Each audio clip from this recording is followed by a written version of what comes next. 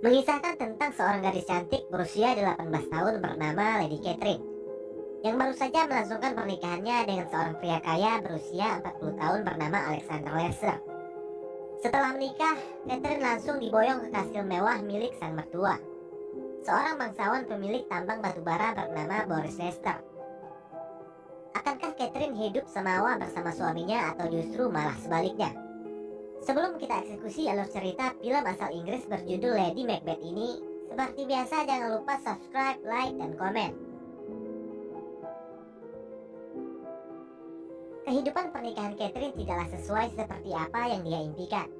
Alih-alih hidup bahagia bak putri kerajaan, di rumah barunya itu, dia justru hidup layaknya tahanan penjara. Dengan aturan ketat yang dibuat oleh mertuanya yaitu Boris Lester, Boris memiliki sikap yang dingin dengan kedisiplinan yang sangat tinggi. Seperti tidak mengizinkan Catherine keluar dari rumah, tidak boleh terlalu banyak bicara atau bertanya, dan Catherine tidak boleh tidur jika suaminya masih belum pulang. Sementara Alexander justru selalu pulang larut malam dengan kondisi mabuk berat. Sehari-hari Anna hanya berinteraksi dengan pembantu rumah itu, seorang wanita kulit hitam bernama Anna. Belakangan baru kita tahu bahwa Alexander tidak pernah mencintai Catherine. Dia menikahi Catherine karena dipaksa oleh ayahnya, agar Alexander segera bisa memiliki keturunan. Tapi bagaimana bisa memiliki keturunan? Pada malam pertama saja, Catherine sama sekali tidak disentuh oleh Alexander. Entah punya kelainan atau apa, Alexander hanya menyuruh Catherine menanggalkan semua pakaiannya. Setelah itu, Catherine disuruh menghadap ke dinding. Sementara dia memainkan burungnya dengan cara manual, yaitu dengan tangannya sendiri. Setelah selesai, dia langsung tidur. Begitu juga dengan malam-malam berikutnya. Catherine hanya disuruh menghadap ke dinding tanpa busana, sementara dia hanya bermain secara solo.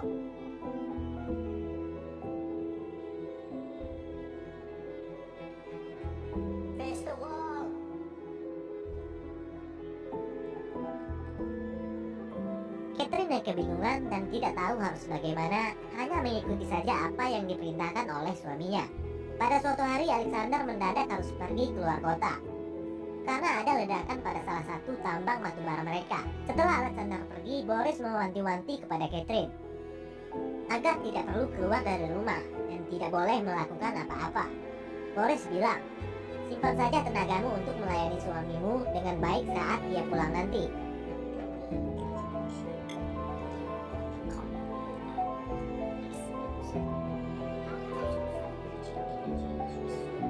Setelah suami dan mertuanya pergi, Catherine yang merasa kebosanan karena tidak ada teman yang bisa diajak bicara dan tidak punya kegiatan apapun selain hanya pergi ke gereja pada setiap hari Minggu. Diam-diam dia keluar dari rumah, keliling di perkebunan kapas yang sangat luas. Pada suatu hari, Anna tidak datang ke kamar untuk melayaninya seperti biasa. Lalu dia memutuskan untuk mencarinya di luar rumah. Ternyata Anna dikerjai oleh tukang kebun anak buah suaminya. Anna diangkat dan ditimbang layaknya hewan ternak. Melihat itu, Catherine marah dan memerintahkan para tukang kebun itu untuk menuruni Anna.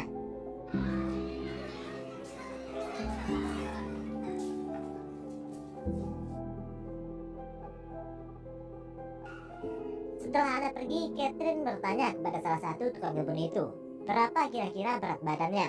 Si tukang kebun itu lalu mengangkatnya secara paksa untuk ditimbang. Catherine sangat terkejut dengan ketidaksopanan pria itu. Dia merasa tidak dihormati sebagai istri dari bosnya. Catherine terlihat kesal dan menyuruh para tukang kebun itu untuk kembali bekerja.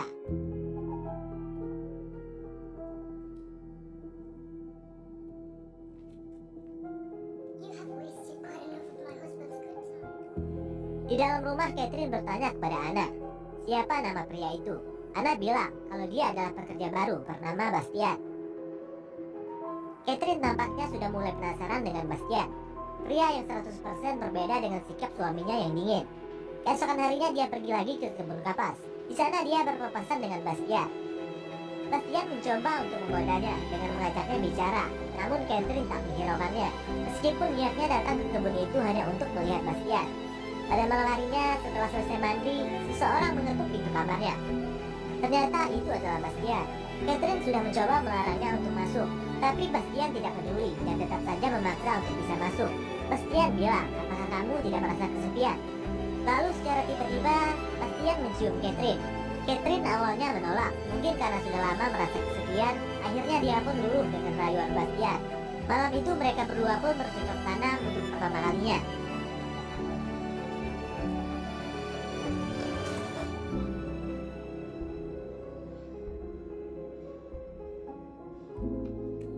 Keesokan paginya melihat Catherine tidur tanpa pakaian, Anna tampaknya sudah mulai curiga bahwa ada yang tidak beres.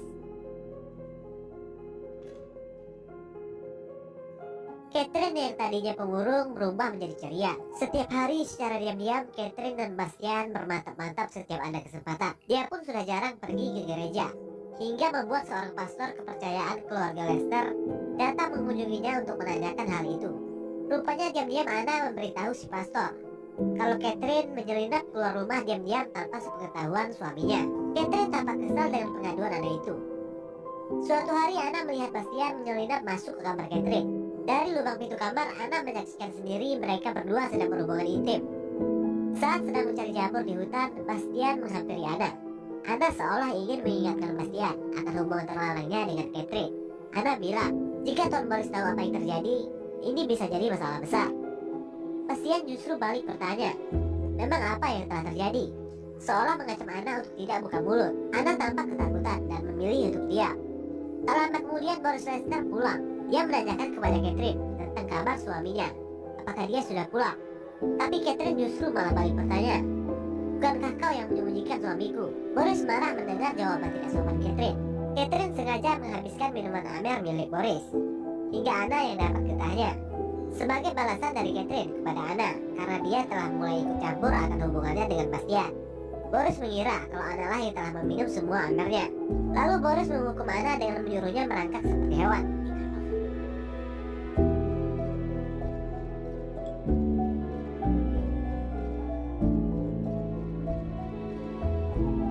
Singkat cerita, Anna memberitahu Boris akan hubungan terlarang Catherine dengan Bastian. Boris yang marah besar mencambuk Bastian berkali-kali dan mengurungnya di kandang kuda. Mendengar Bastian yang dikurung, Catherine mencoba untuk melepaskannya. Namun kunci kandang itu dipegang oleh Boris. Tanpa rasa takut, Catherine memaksa Boris untuk segera melepaskan Bastian. Namun Boris malah marah besar dan memaki Anna dengan kata-kata kesal.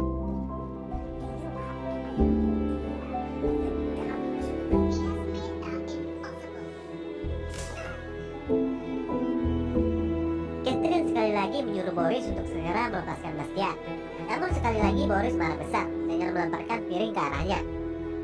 Lalu dia masuk ke ruang lain dengan membawa piring makanannya.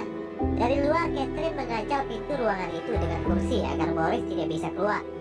Kemudian Catherine menyuruh Anna untuk duduk dan makan bersamanya. Secara terpaksa Anna menurutinya. Dari dalam ruangan terdengar Boris sedang meraung minta tolong karena kesakitan. Rupanya minuman Boris telah diracuni oleh Catherine dengan bahan jamur yang dicari oleh Anna. Anna mencoba membuka pintu itu untuk menolongnya, tapi Catherine melarang. Setelah Boris tewas, Catherine lalu menyuruh Anna untuk memanggil dokter. Sementara itu dia mengambil kunci dari Boris untuk melepaskan Bastian. Setelah jasad Boris diperiksa, dokter bilang kalau Boris tewas karena penyakit lambung yang dideritanya. Anna yang menyaksikan kejadian itu tiba-tiba menjadi bisu karena shock. Mulai hari itu dia tidak bisa lagi berbicara sepatah kata pun. Catherine mendapat surat dari Alexander bahwa dia tidak bisa pulang ke pemakaman ayahnya. Dia meminta Catherine yang mengurus semuanya. Mulai hari itu Catherine membawa Bastian masuk ke rumah. Status Bastian berubah dari seorang penghibur menjadi tuan rumah. Singkat cerita, pada malam harinya saat sedang tidur, Catherine menyadari kalau suaminya sudah pulang. Dia pun buru-buru membangunkan Bastian dan menyuruhnya bersembunyi. Bastian ketakutan bukan kepala, sementara Catherine malah menertawainya. Tidak ada kekhawatiran sama sekali di wajahnya dengan kepulangan suaminya itu. Saat di kamar, Alexander heran melihat tempat tidur dengan 2 bantal. Dia juga menemukan sebuah sabuk ikat pinggang pria. Catherine berdalih dan bilang, sabuk itu aku temukan di ladang, sementara bantal ini aku sediakan jika saja kamu pulang secara mendadak. Lalu Catherine menyiapkan teh untuknya. Saat sedang minum, Alexander bilang kepada Catherine kalau dia sudah tahu tentang hubungan terlarangnya dengan pria lain. Alexander menghina Catherine dengan kata-kata cacian yang membuatnya sangat marah.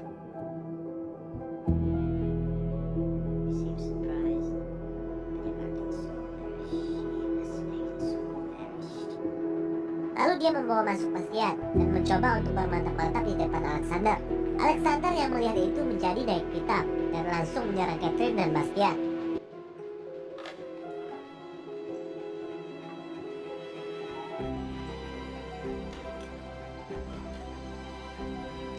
Setelah bergelut cukup lama, Alexander akhirnya tewas, dipukul oleh Catherine dengan besi berkali-kali. Bastian yang shock melihat itu ditenangkan oleh Catherine. Lalu jasad Alexander dikubur di hutan bersama dengan kudanya yang juga tewas ditembak oleh Catherine. Esok harinya mereka berperilaku seolah-olah tidak terjadi apa-apa. Singkat cerita, datanglah seorang perempuan berkulit hitam bernama Agnes, membawa seorang anak kecil bernama Teddy yang merupakan cucunya. Agnes memberitahu Catherine kalau Teddy adalah anak dari Alexander Lester, suaminya. Teddy adalah anak dari hubungan terlarangnya bersama anak Agnes yang telah meninggal. Agnes memegang surat dokumen yang sah yang dibuat oleh Alexander sendiri, yang menyatakan kalau Teddy adalah ahli waris yang sah. Teddy tampaknya mulai menyukai Catherine. Dia bilang kalau Catherine adalah gadis tercantik yang pernah dia temui.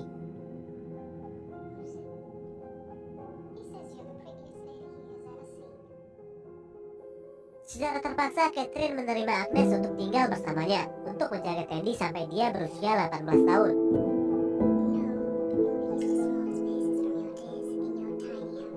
Catherine dan Bastian sudah mulai gelisah karena selama Teddy dan Agnes tinggal di rumah itu, mereka tidak lagi punya ruang untuk bermantap-mantap. Sementara itu, Catherine menyadari kalau dia tengah mengandung anak dari Bastian. Teddy sudah mulai dekat dengan Catherine. Catherine bahkan sering mengajaknya jalan-jalan di ladang.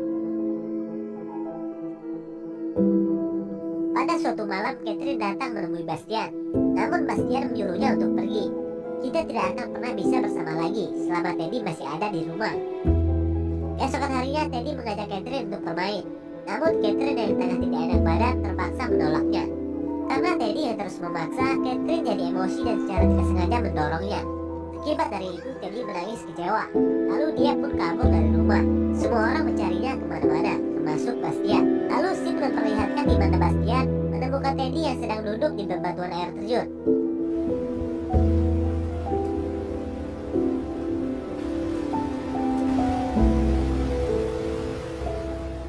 Lalu scene berpindah lagi di mana Bastian membawa pulang Teddy yang dalam keadaan lemas.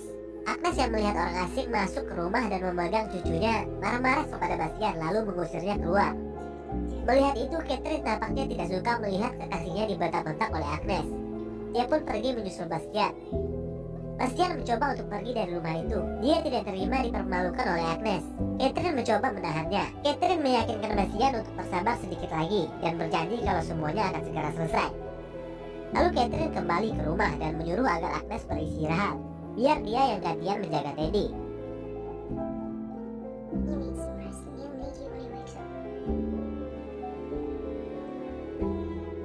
Lalu menyuruh Bastian untuk masuk. Kemudian Catherine memegang kepala Teddy dengan bantal. Sementara itu Bastian membantu memegang kakinya, dan Teddy pun tewas karena kehabisan napas. Bastian merasa ketakutan dengan apa yang baru saja mereka lakukan. Namun sekali lagi Catherine menenangkannya dan menyuruhnya untuk keluar. Di hutan, Bastian menangis karena menyesal telah menewaskan Teddy.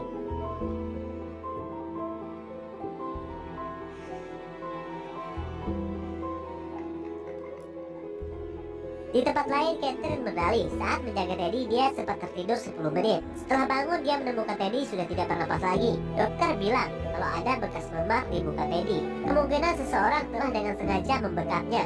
Kepada polisi, Catherine bilang memar yang ada di muka Teddy kemungkinan akibat terjatuh dari air terjun. Tampaknya polisi sudah percaya dengan semua ucapan Catherine. Namun tiba-tiba Bastian masuk. Dengan menangis karena menyesal, Bastian membuat pengakuan kepada polisi kalau Catherine lah yang telah menewaskan Teddy. Begitu juga dengan Boris dan Alexander, dan dia juga ikut membantunya. Bastian bilang kalau Catherine seperti penyakit yang menjalari tubuhnya. Aku selalu menuruti apapun yang dia mau. Mendengar itu, Catherine terlihat kecewa dengan Bastian. Dia membantah keras semua tuduhan Bastian dan balik menudingnya bahwa Bastian lah yang telah menewaskan Teddy atas motif dendam karena tersinggung lantaran diusir oleh Agnes. Begitu juga dengan Boris yang diracun dari jamur yang dicari sendiri oleh Anna di hutan. Catherine bilang Anna dan Bastian sengaja menewaskan Boris dan Alexander karena takut hubungan terlarang mereka berdua terbongkar. Anna yang bisu tidak bisa memberikan kesaksian apa-apa. Sehingga polisi lebih mempercayai keterangan dari Catherine yang merupakan seorang bangsawan yang tidak mungkin melakukan perbuatan tidak terpuji. Di akhir cerita, Bastian dan Anna dihukum mati